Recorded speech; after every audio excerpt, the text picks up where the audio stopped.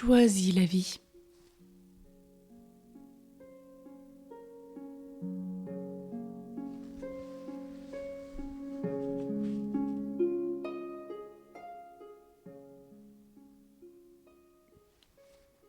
Savoir attendre.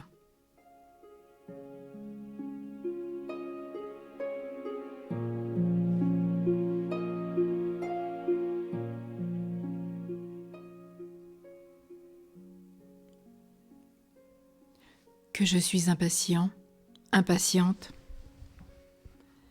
c'est parce que je veux obtenir des résultats rapidement que je les retarde. Pour toutes les transformations de ma vie, venues à la suite de décisions difficiles à prendre, je voudrais des résultats tout de suite. Je veux perdre 15 kilos et déjà je me désole au bout d'un mois de n'en avoir perdu que 2. Je veux arrêter de fumer et je pense que du jour au lendemain, tout est réglé et fini. Alors que je rechute.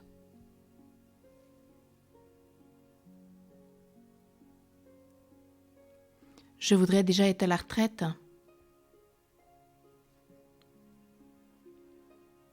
Et je fais tout pour précipiter les choses.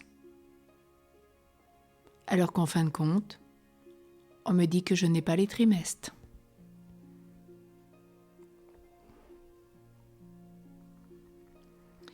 Il va falloir apprendre la patience, la constance.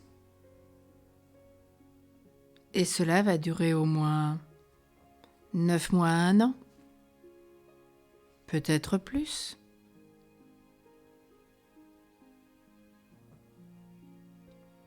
Les psychologues nous rappellent qu'un travail de deuil demande environ 6 mois à 1 an.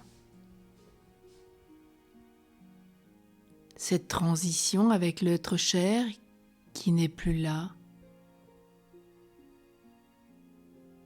il nous faut du temps, de la patience, de la prière pour apprendre le chemin du détachement.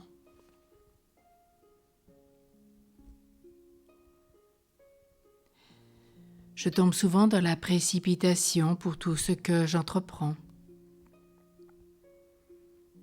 Alors que parfois je sais si bien trouver les mots pour exhorter mes enfants, mon conjoint, mes collègues de travail, mes amis.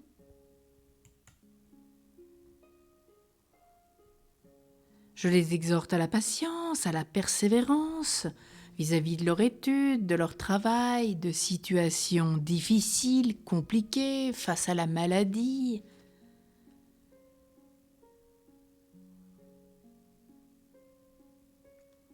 Ou pour attendre le jour où ils pourront, mes enfants, être autonomes. Ou vivre l'amour de leur couple.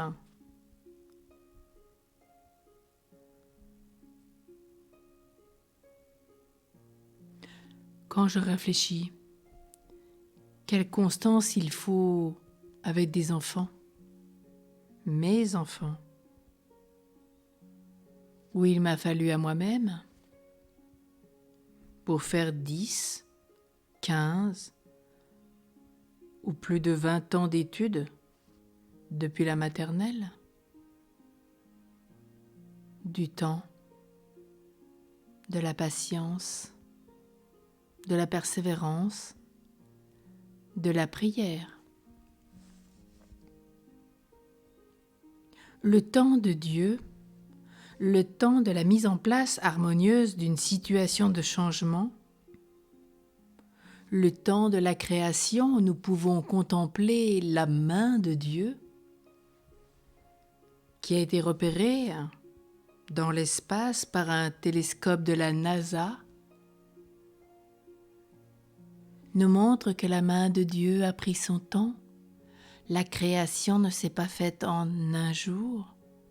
l'homme a été créé le 6e jour, le vendredi, dernier jour de la création, avant le repos de Dieu. Oh, combien cela nous demande à réfléchir. Et si nous regardons bien, nous sommes créés le vendredi, et vendredi soir, c'est Shabbat pour les Juifs, jour de repos de Dieu et de chacun. Ce qui veut dire que Dieu veut qu'en ce premier jour sur terre, nous nous reposions et puis après nous collaborons à son œuvre pendant 6 jours. Combien c'est important de relire ce passage de la Genèse chapitre 1 et chapitre 2.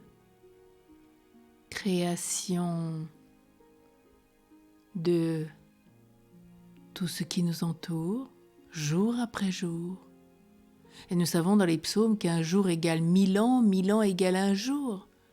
Le temps de Dieu n'est pas le nôtre.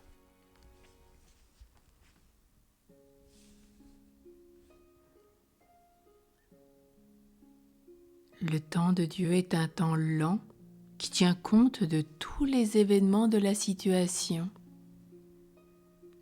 Alors, en ce jour, j'apprends à attendre. Tout ce qui, au plus profond de moi, et ne blesse personne. Tout ce qui va dans le sens de la fécondité et de l'accomplissement de tout mon être, de mes dons, de mes talents. Et nous voyons bien que pour exercer un talent, les artistes nous le diront, il faut du temps. Nous n'apprenons pas à jouer en un jour d'un instrument de musique.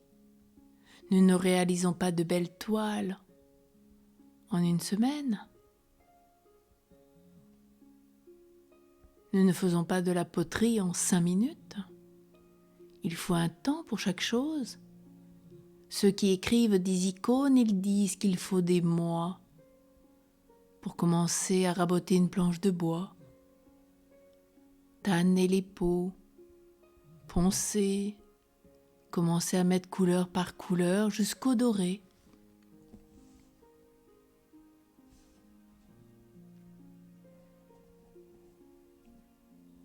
Alors tout ce que Dieu a déposé en moi, je prends le temps de développer ce que je suis et tout ce que Dieu a déposé de dons et de talents. Et lentement mais sûrement, avec l'aide de Dieu, je le réaliserai.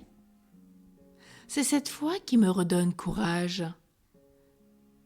Et aujourd'hui, peut-être j'ai déjà réussi cela, et demain, un tout petit peu plus. Et après-demain, encore davantage.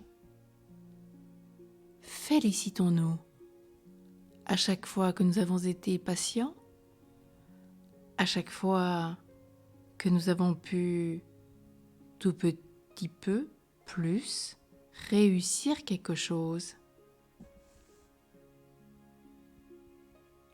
Alors nos efforts quotidiens, si infimes soient-ils, mettent en place un changement. Et aujourd'hui, je prends une résolution. Je ne m'arrête plus sur ce qui ne va pas dans ma vie. Cela suffit. Mais j'accueille un peu mieux chaque jour ce que je vis, ce que je réussis et ce qui correspond à mes aspirations les plus profondes. Et si en ce jour tout est compliqué, je m'émerveille de contempler la main de Dieu qui me transforme avec patience et douceur, qui attend son heure. Dieu ne me force pas, il prend le temps avec moi. Il est doux, il attend, il est patient, il est miséricordieux, il est amour, il me laisse libre. Il n'a qu'un désir, c'est que petit à petit, je puisse aujourd'hui, humblement, me mettre en route. D'où ma vocation, Michée chapitre 6, verset 8.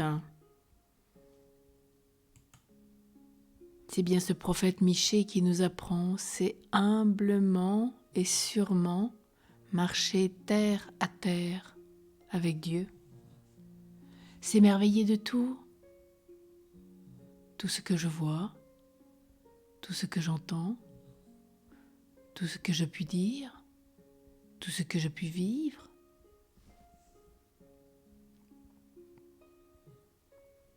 Et puis même si tout était raté aujourd'hui, je peux toujours, comme dit saint Paul, faire mémoire et rendre grâce pour toutes les réussites du passé et rendre déjà grâce pour ce qui va se vivre. Car plus je rends grâce, plus j'attire les grâces. Et petit à petit, je prends conscience de ce que j'ai été capable de réaliser. La relecture de vie est importante. Et cela me donne confiance en moi et pour d'autres réalisations.